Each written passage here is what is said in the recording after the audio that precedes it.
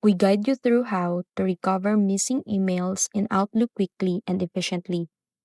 First thing you need to do is check your deleted items and junk email folders, since emails are often moved there automatically. If you don't see them, use the search bar at the top of Outlook and make sure all folders are included in the search.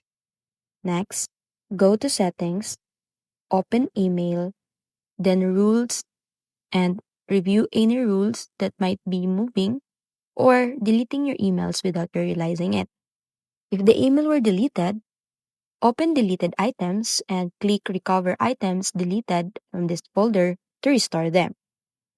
You should also check your Focus and other inbox tabs if the feature is enabled. Once recovered, move the emails back to your inbox and adjust your settings to prevent them from going missing again. Following these steps help you quickly find and restore important emails in Outlook.